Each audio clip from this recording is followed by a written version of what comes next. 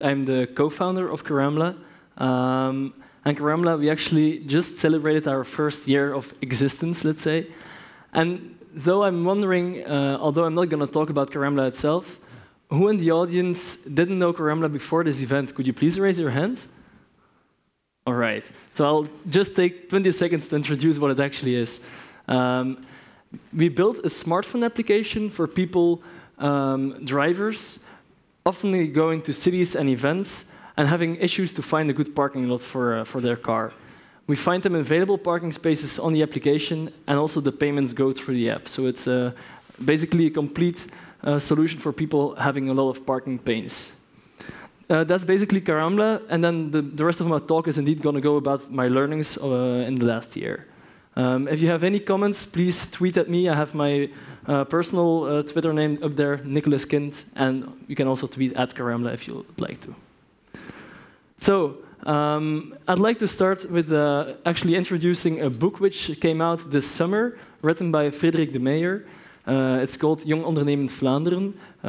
It's about 20 entrepreneurs, 20 cases, recently started here in Flanders.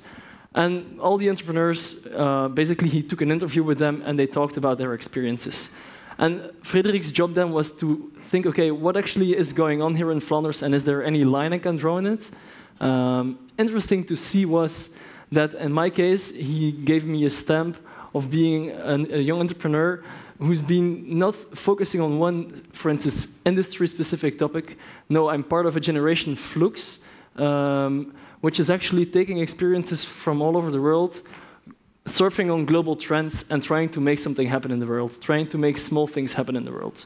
In my personal case then, I was a student 5 years ago in Leuven. I co-founded a junior consulting firm. I know here in Limburg some people did as well, which is great. After that, I studied on for a year. I started working in a company which was by then 2 years old, Dialogue Solutions, in social software. We were selling to big companies. It's a marketing product. It has nothing to do with what I do today, but it was a great experience. And in order to shift from working in a small company towards actually starting your company yourself, I applied to the Founder Institute, which is a kind of accelerator for people willing to start up their company. And then after the Founder Institute, I also applied for iBoot of iMinds, formerly called IBBT, in order to get actually to set the right environment in order to start your business. You're young, you don't know much, you don't have much experience, but there is a lot of people who are ready to help you. So then the big question was, okay, I'm ready to start a company, I want to try that out, I'm young, I'm motivated, I want to do that. But is there actually a problem which I can solve? I mean, a 24-year-old guy, I mean, who could believe me? Who would believe me? What can I solve? And parking in that case, for me, it was a day-to-day issue I was myself confronted with. I was doing a lot of sales for the small company, and every time I had to see companies, I had issues where to find me parking spots. And for that issue, I started looking at parking as such, and if there would be any solutions to it, solutions I could basically do myself or build myself together with a co-founder, and also if the market is actually existing. Is there money in this in parking? Are actually people willing to pay for that? And quickly we saw that, okay, there is a $30 billion market for parking, so yes, well, there is business to do there. And as well, we saw that there is a big problem of people not finding parking. They're actually just taking their car into the city center without having any idea of where they can leave their car. So they started circling around, and more than 30% of traffic in cities, in big cities, it's up to 60% of the traffic at peak times, is caused by people just circling around for parking. And you can imagine what it causes. The cities are congested with cars just looking for parking. I mean, is there any solution which could help them? And I believed we could build that together with my co-founder, and we started building an application. Everybody has a phone in their pockets, so why don't they open the phone and see if there is anything available nearby?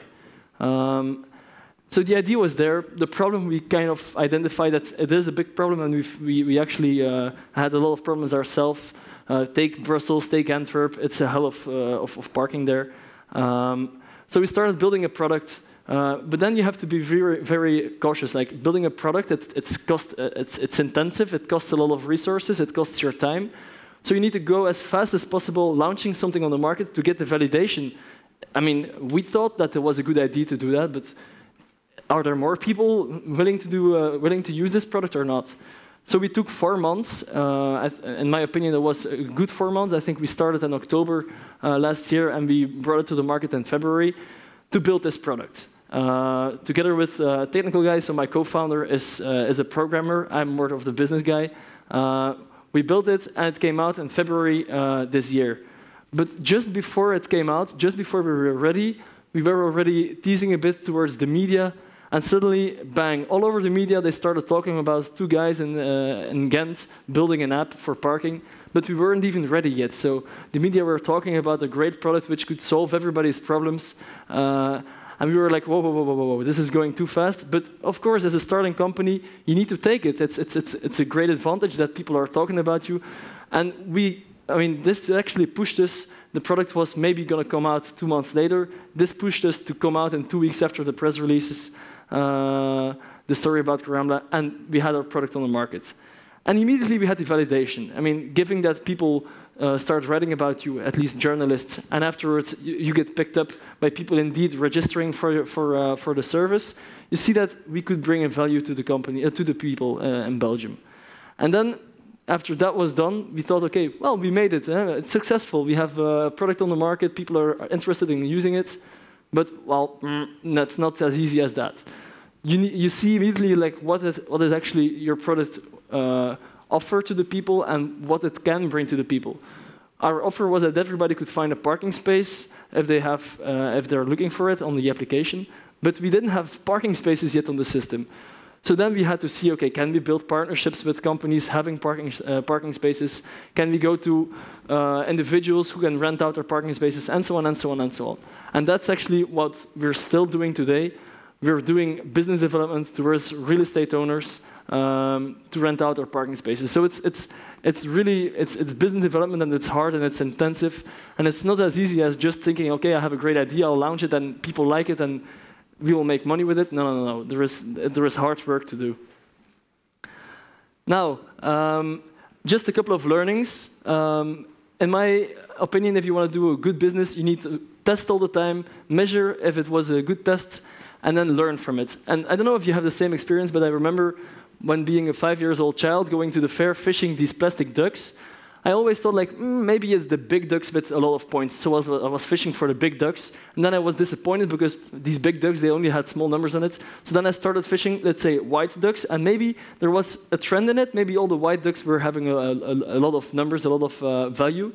And that's what you did without having any bias. Like, you didn't know how the owner of the store there wrote down the numbers. But maybe there was a line in it. So you were trying to search how you could actually optimize that. And you need to do that every day over and over when you're an entrepreneur. Second of all, I want to stress the importance of a team. Here it's a picture of Zulte Waregem. I'm actually born and raised in Waregem, so I wanted to show you that. And it might be a surprise to many of you that we're ranked first in the division today, which is great. But as well, it's not just a success built in in the last months. No, it's a success built over years. Basically, the club, they brought back their coach, which was successful before. They brought back Dury. And then they brought back the players who were successful before. They brought back Leye to strike, to make the goals. They brought back Berrier, who was giving a lot of assists. So they brought back a winning team. And for me, in Carambla, I started out with a new team.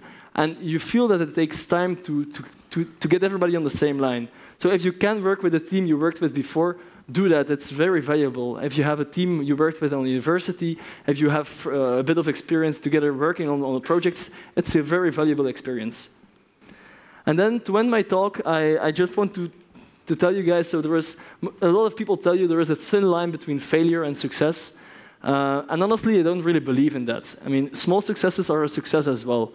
A lot of people in business might say, okay, Carambla, it's not a success today yet because you don't earn money, you're not profitable. I disagree. It's a success because we're trying to change the environment of parking in Belgium. And okay, it's a small success, and we're going to build on that. So you need to learn from that and build on small successes. And don't be afraid of starting and being happy with small successes. Don't eye the Facebooks. Okay, we don't have much chance of going there, but you need to be happy, and you need to show the persistence to every day build on small successes. Thank you, everybody, for listening.